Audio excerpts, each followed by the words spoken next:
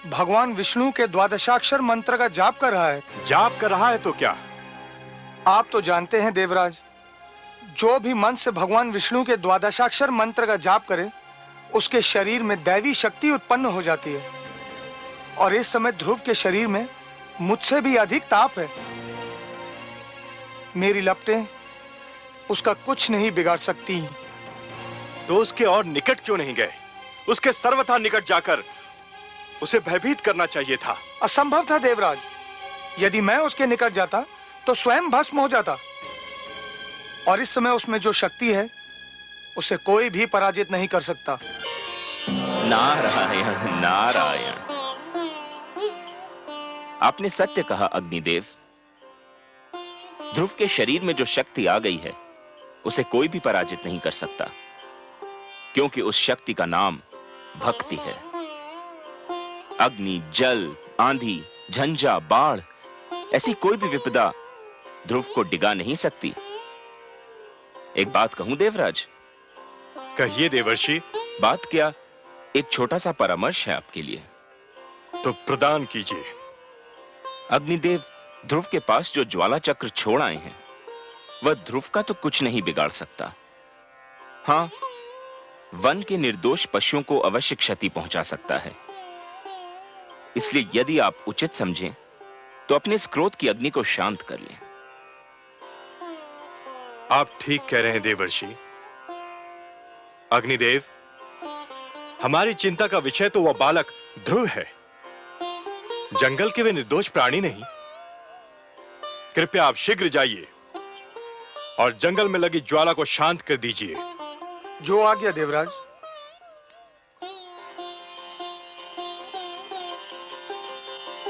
नारायण नारायण। ओम नमो भगवते वासुदेवाय। ओम नमो भगवते वासुदेवाय। ओम नमो भगवते वासुदेवाय। ओम नमो भगवते वासुदेवाय। ओम नमो भगवते वासुदेवाय। ओम नमो भगवते वासुदेवाय। ओम नमो भगवते वासुदेवाय। ओम नमो भगवते वासुदेवाय। ओम नमो भगवते वासुदेवाय। ओम नमो भगवते वासुदेवाय। ओम नमो भगवते वासुदेवाय। ओम नमो भगवते वासुदेवाय। ओम नमो भगवते वासुदेवाय। ओम नमो भगवते वासुदेवाय। ओम नमो भगवते वासुदेवाय। ओम नमो भगवते वासुदेवाय।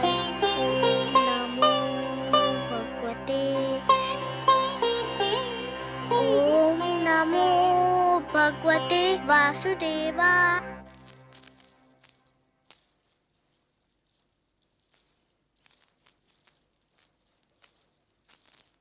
प्रणाम राजगुरु। प्रणाम। क्या बात है? आप लोगों के मुख देखकर तो ये लग रहा है कि अवश्य कोई अशुभ समाचार है। हाँ राजगुरु, ऐसा लगता है कि स्थिति नियंत्रण के बाहर हुई जा रही है। क्यों? समस्त राज्य में असंतोष फैला हुआ है। असंतोष? पर क्यों? प्रजा पर तो कोई अत्याचार नहीं हुआ है। प्रजा में यह भावना फैल गई है कि राजकुमार ध्रुव के जाने का कारण महारानी सुरुचि है और उनके विरुद्ध बहुत क्रोध फैला हुआ है। यदि प्रजा का यह क्रोध राजभवन की ओर मुड़ गया तो अराजकता फैल जाएगी। केवल आप ही महाराज को यह परामर्श दे सकते हैं कि वे प्रजा की भावना को शांत करने के लिए कोई उपाय करें। नहीं महाराज, इस स्थिति में नहीं कि वो कोई परामर्श दे सकें या ले सकें। पुत्र वियोग ने उन्हें निढाल कर रखा है। उन्हें तो ये सूचना देना भी उचित नहीं कि राज्य में असंतोष फैल रहा है। परंतु अब क्या किया जाए राजगुरु? कहने को तो देश राजा का ही होता है। उस पर राज्य करना, उसे संभालना राजा का कर्तव्य भी है और अधिकार भी। परंतु इन कार्यों को संपूर्ण करने में राजा जिन लोगों की सहायता लेता है वह भी उत्तरदायी होते हैं। रात्रि का अंधकार दूर करने का उत्तरदायित्व केवल चंद्रमा पर नहीं, उन तारों पर भी है जो चंद्रमा की चारों ओर चमकते हैं। यदि प्रजा में असंतोष फैला है तो उसे दूर करने का उत्तरदायित्व मुझ पर और आप पर भी है।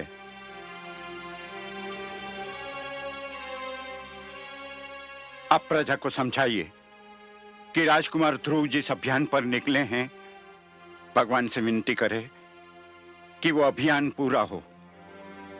ध्रुव का अभियान पूरा हो गया तो सब कुछ अपने आप ठीक हो जाएगा।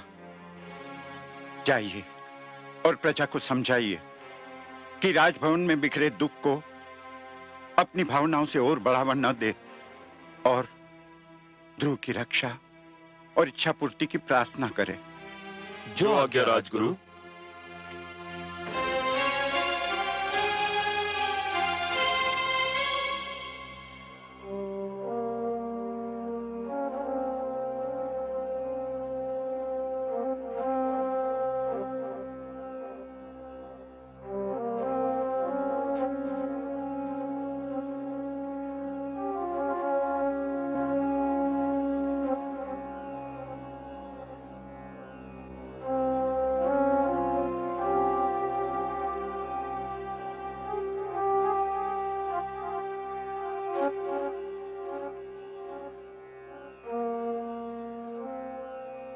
महाराज, राजसभा का समय हो गया है। आप यहाँ क्या कर रहे हैं? संसार के दुखों से पीड़ित होकर भगवान के चरणों में शरण ढूंढ रहा हूं राजगुरु। क्षमा कीजिए महाराज, आप भगवान के चरणों में शरण नहीं ढूंढ रहे हैं। आप तो जीवन के कड़वे सत्य से घबराकर पलायन का मार्ग खोज रहे हैं, वास्तविकता से दूर भाग रहे हैं। ये सच है राजगुरु, परंतु जिस जुआरे ने एक ही दाव में अपना सब कुछ हार दिया हो, वो और कर भी क्या सकता है? जीवन युद्ध कीड़ा नहीं है महाराज। ईश्वर ने मानव को जीवन कर्म क्षेत्र के रूप में दिया है। आप इसे कर्म भूमि से पलायन की शरण स्थली बना रहे हैं। मैं हार चुका हूं राजगुरु, मैं हार चुका हूं। मैं इस कर्म क्षेत्र में जीवन का एक महायुद्ध हार चुका हूं। महाराज, किसी राजा का युद्ध हार जाना बड़ी बात नहीं है, पर किसी राजा का साहस हार जाना एक दुर्भाग्यपूर्ण घटना है। राजा का साहस व्यक्तिगत विषय नहीं होता। उस साहस के साथ प्रजा की आशाएं और उमंगें जुड़ी होती हैं। उस साहस के साथ प्रजा का भविष्य जुड़ा हुआ होता है। तो फिर मैं क्या करूं राजगुरु, मैं क्या करूं? उठिए और प्रजा के कल्याण की योजनाएं बनाइए। जो अपने परिवार का कल्याण ना कर सका, वो प्रजा का कल्याण क्या करेगा राजगुरु? यही तो आपकी भूल है महाराज। आपने केवल राजभवन की चार दीवारी के भीतर रहने वालों को अपना परिवार समझ लिया है, पर वो प्रजा जो आपकी जय जयकार करती है, वो सैनिक जो आपके एक संकेत पर अपने प्राण न्योछावर करने उठ खड़े होते हैं, क्या वो आपका परिवार नहीं है? राजा का वास्तविक परिवार तो उसकी प्रजा है। प्रजा के दुख पर दृष्टि डालिए, आप अपने दुख भूल जाएंगे। यदि कोई वृक्ष फल न दे सके तो उसकी महत्ता में कुछ कमी आ सकती है, पर यदि कोई वृक्ष छांव ही न दे सके तो उस वृक्ष का महत्व ही नहीं रहता। राजा वो वृक्ष होता है जिसके तले प्रजा को सुख और न्याय की छांव मिलती है। अपनी प्रजा को इस छांव से वंचित न कीजिए महाराज। उठिए, अपना उत्तरदायित्व तो निभाने की सोचिए। मैं प्रयत्न करूंगा राजगुरु, मैं प्रयत्न करूंगा। प्रयत्न नहीं महाराज, साहस कीजिए।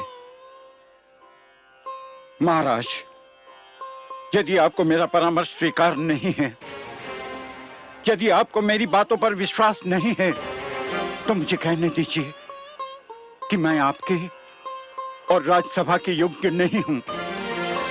यहाँ मेरे लिए कोई स्थान नहीं है। ठहरिए राजगुरु, ठहरिए।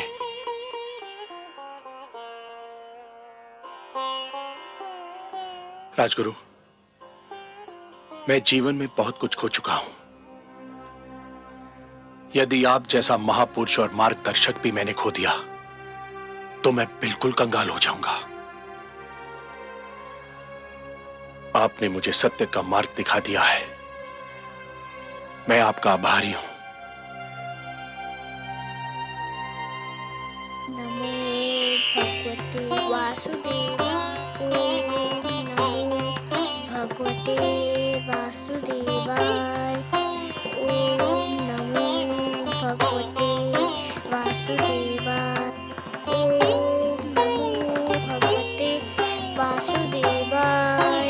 ओम नमो भगवते वासुदेवाय।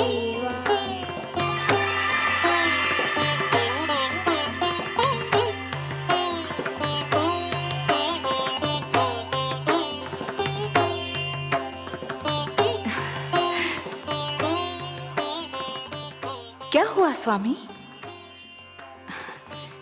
हे कमल नयन, जब त्रिलोक में उजाला फैलता है, जब धरती पर वसंत झूमता है, जब कमल खिलते हैं, जब पुष्प अपनी सुगंध फैलाते हैं, मैं समझ जाती हूँ कि आप मुस्काए हैं।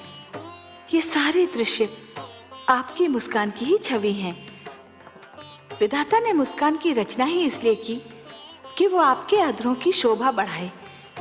पर अभी अभी मैंने आपके अधरों पर जो मुस्कान देखी, उसमें एक विचित्र ज्योति, एक अद्भुत प्रकाश दिखाई दिया मुझे। जैसे आपके अधरों से मुस्कान नहीं, किरण फूट रही हो। कोई मुझे आनंद विभोर कर रहा है देवी। अवश्य ही सृष्टि के किसी भाग में भक्ति के प्रकाश का उदय हो रहा है। मुझे एक विचित्र आनंद का अनुभव हो रहा है। हो न हो, ये मेरे ध्रुव की भक्ति का ही चमत्कार है। उसके रोम रोम में केवल आप ही बसे हैं सर्वेश्वर। उसके हृदय में झांक कर देखे तो केवल आपकी छवि ही दिखाई पड़ेगी।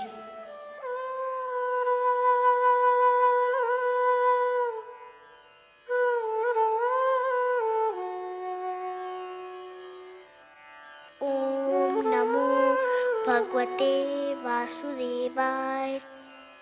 ओम नमो भगवते वासुदेवाय। ओम नमो भगवते वासुदेवाय। ओम नमो भगवते वासुदेवाय। ओम नमो भगवते वासुदेवाय। ओम नमो भगवते वासुदेवाय। ओम नमो भगवते वासुदेवाय। ओम नमो भगवते वासुदेवाय। ओम नमो भगवते वासुदेवाय। गुरुदेव, गुरुदेव, आप कहाँ हैं? नारायण नारायण। क्या है वत्स? मैं यही हूं तुम्हारे निकट। क्या बात है? मुझे अभी अभी लगा जैसे भगवान विष्णु मेरे मन में आ गए हैं। मुझे लग रहा है जैसे भगवान विष्णु मेरे अंदर विराजमान है। अहो भाग्य, तब तो चमत्कार हो गया पुत्र। तुम्हारी तपस्या ने भगवान विष्णु का मन जीत लिया। मुझे तुम पर गर्व है। तुम धन्य हो पुत्र। तुमने सिद्ध कर दिया कि तुम मेरे शिष्य होने के अधिकारी थे। पर वे मेरे सामने क्यों नहीं आए? उससे क्या अंतर पड़ता है पुत्र? जिसके मन में भगवान विष्णु रम गए हों, उसे और क्या चाहिए? उसका तो जन्म सफल हो गया। तो मेरी बात मानो, मंत्र के जाप को विराम दो, अन्न जल ग्रहण करो और अपने राजमहल लौटने की तैयारी करो। नहीं गुरुदेव, ना मैं मंत्र का जाप छोड़ूंगा, ना कुछ खाऊंगा, ना कुछ पीऊंगा, ना घर जाऊंगा। क्यों? अब और क्या पाने को शेष रह गया है? अभी तो भगवान विष्णु केवल मेरे मन में आए हैं। तो फिर और क्या चाहिए तुम्हें? मैं चाहता हूँ कि भगवान विष्णु मेरे सामने आए। मैं उन्हें देखना चाहता हूँ। किंतु क्यों? मैं उनसे बात करना चाहता हूँ, उनसे कुछ पूछना चाहता हूँ।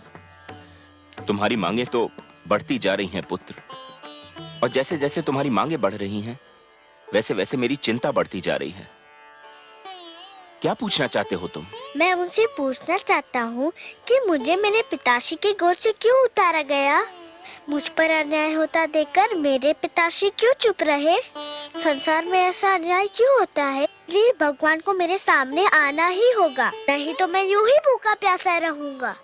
सुनो पुत्र, तुम भाग्यशाली हो कि तुम्हें इतना कुछ मिल गया। भगवान विष्णु को प्रसन्न करके उनका मन जीतने वाले तुम पहले सबसे छोटी आयु के बालक हो। अब और हठ न करो। भगवान विष्णु तुम्हारे मन में रम गए हैं तो समझो तुमको मिल ही गए। नहीं गुरुदेव, मैं उनको अपने सामने लाकर ही रहूंगा। उसके लिए जो करना पड़ेगा पुत्र, वो तुमसे नहीं होगा। आप बताइए तो सही, मैं अपने भगवान को देखने के लिए कुछ भी कर सकता हूँ।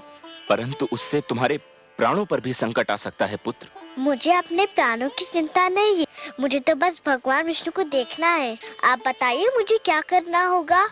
नारायण नारायण, न जाने कैसे हठी बालक से पाला पड़ा है। अब इसके बाल हट का मैं क्या करूं? मुझे बताइए ना मुझे क्या करना है। नहीं पुत्र, तुम नहीं कर पाओगे, बहुत कठिन कार्य है।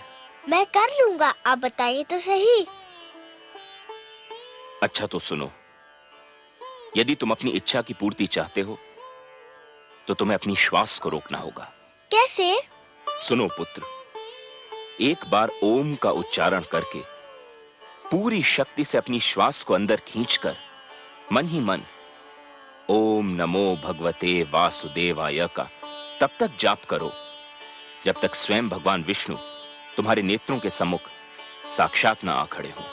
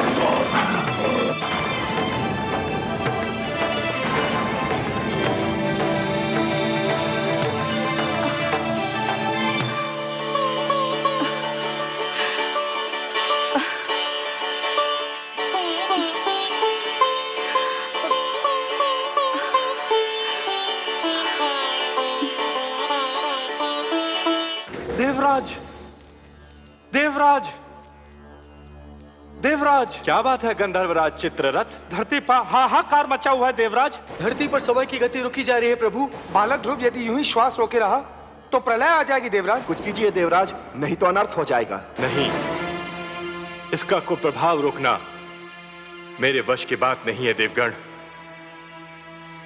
हमें ब्रह्मा जी के पास चलना चाहिए, अब वही इसका कोई उपाय बता सकते हैं।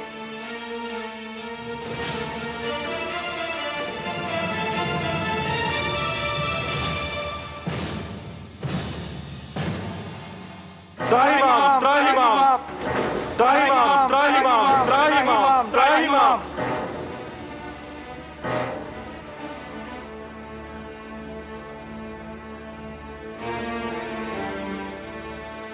हे ब्रह्मदेव, कोई उपाय कीजिए, नहीं तो बालक ध्रुव के कारण अनर्थ हो जाएगा।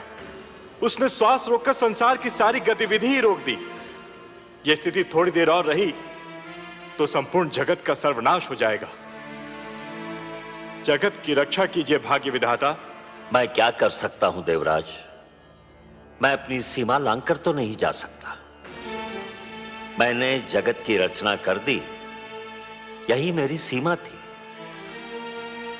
जगत की रक्षा तो केवल वही विश्वाधार, पद्मनाभ, लक्ष्मीपति, करुणा सागर भगवान विष्णु ही कर सकते हैं।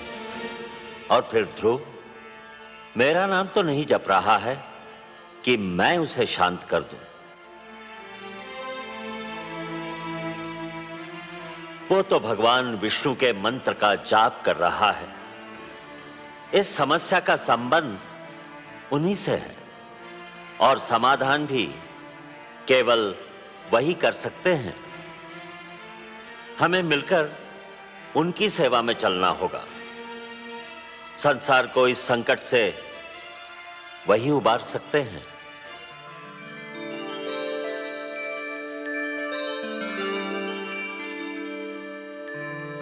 त्राहिमाम त्राहिमाम त्राहिमाम त्राहिमाम। प्रणाम हे नारायण। हे लक्ष्मीपति, हे गोविंद, हे सर्वेश्वर, आपको कोटि कोटि प्रणाम। प्रणाम। हे त्रैलोकीनाथ, सृष्टि की रक्षा कीजिए, नहीं तो आपकी सृष्टि को प्रलय आने से पहले ही एक महाप्रलय नष्ट कर देगी। ध्रुव ने जब से श्वास रोककर द्वादशाक्षर मंत्र का जाप आरंभ किया है, सारे संसार में वायु की गति रुक गई है। प्राणियों के दम घुट रहे हैं प्रभु। ध्रुव को रोकना मेरे वश में नहीं है भगवान। यह कार्य केवल आप ही कर सकते हैं। आप सृष्टि के रक्षक हैं, उसके पालनहार हैं। हम सब विनती करते हैं, आप ही ध्रुव की समस्या का कोई उपाय कीजिए प्रभु। समस्या बहुत गंभीर हो गई है। अब बात केवल एक बालक तक सीमित नहीं रही ब्रह्मा जी। सारी सृष्टि के समक्ष एक संकट खड़ा हो गया है। अब तो हमें जाना ही होगा अपनी सृष्टि की रक्षा के लिए, और फिर किसी और की भांति हमें भी तो ध्रुव के प्राणों की चिंता है।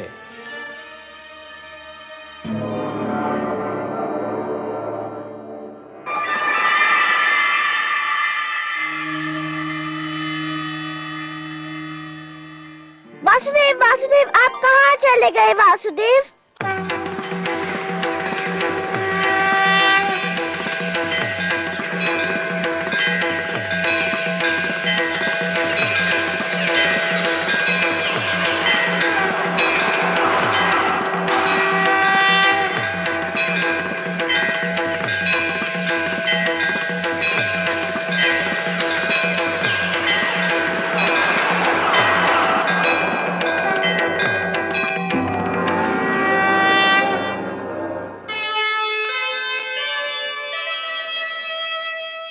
नन्हा सा ध्रुव हो गया, ऐसा भक्त महान, शक्ति दिखाई भक्ति ने, प्रगट हुए भगवान। वासुदेव, मैं कहीं नहीं गया वत्स ध्रुव। तुम मुझे अपने सम्मुख देखना चाहते थे ना? तो लो, देखो, मैं तुम्हारे नेत्रों के सामने उपस्थित हूं। तुम विजयी हुए पुत्र। तुमने मुझे जीत लिया। तुम्हारे जैसा तपस्वी न कभी हुआ है और न कभी होगा। तुमने सिद्ध कर दिया कि जीव ब्रह्म का ही एक अंश है और अपनी साधना से ब्रह्म को भी धरती पर ला सकता है। तुमने यह सिद्ध कर दिया वत्स कि सृष्टि की सबसे बड़ी शक्ति है भक्ति। वत्स ध्रुव, अब श्वास लेना आरंभ कर दो पुत्र। अब मैं कहीं नहीं जाऊंगा।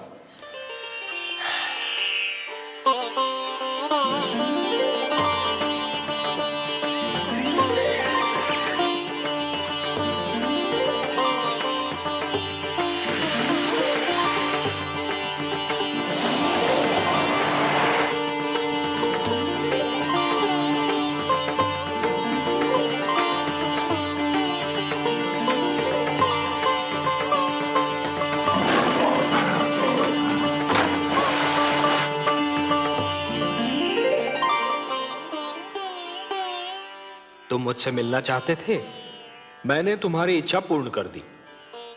अब अपने माता पिता के पास लौट जाओ। नहीं भगवान नहीं, अभी मैं नहीं जाऊंगा। क्यों वत्स? भी तो मुझे आपसे बहुत सी बातें करनी है, बहुत से प्रश्न पूछने हैं। प्रश्न? मुझसे? भला ऐसे कौन से प्रश्न हैं तुम्हारे मन में? मुझे बताइए प्रभु कि मेरी छोटी माता मुझे अपना पुत्र क्यों नहीं मानती? उन्होंने मेरी माताश्री को दासी क्यों कहा? उन्होंने मुझे मेरे पिताश्री की गोद से क्यों उतारा? मेरे पिताश्री ने छोटी माता को रोका क्यों नहीं? बताइए भगवान। अरे अरे अरे अरे अरे, इतने सारे प्रश्न एक साथ? अच्छा ये बताओ कि सबसे पहले तुम किस प्रश्न का उत्तर चाहते हो? मुझे मेरे पिताश्री की गोद से क्यों उतारा गया? अच्छा, तो इस प्रश्न ने तुम्हें सबसे अधिक व्याकुल किया है। हाँ भगवान। मेरे निकट आओ।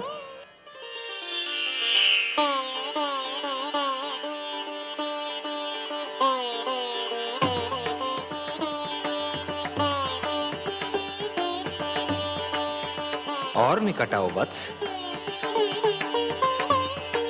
आओ वत्स।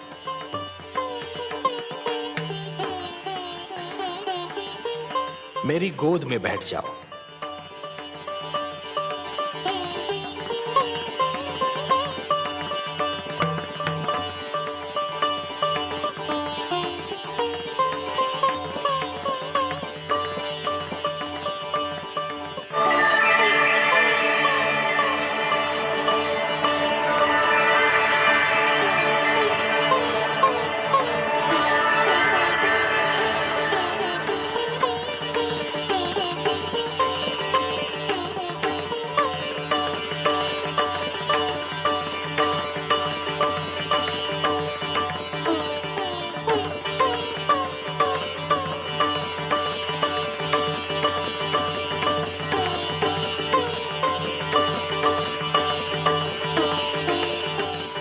वत्स, अब और प्रश्न पूछने हैं मुझसे?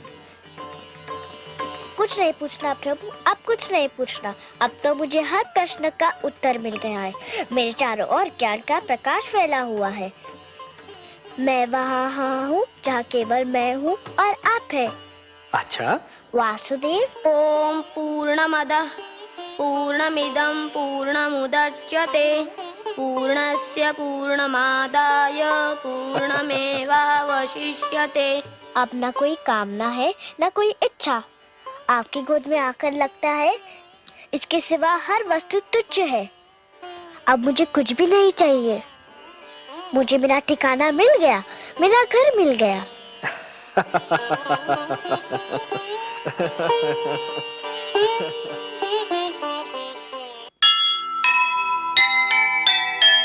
दुनिया ने देखी नहीं प्रभु से ऐसी प्रीत।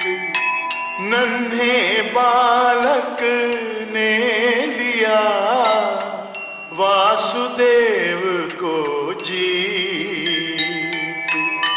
प्रश्नों के उत्तर मिले, सफल हुआ अभियान।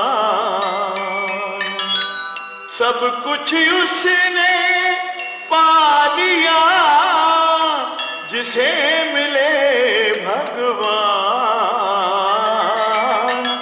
जिसे मिले भगवान।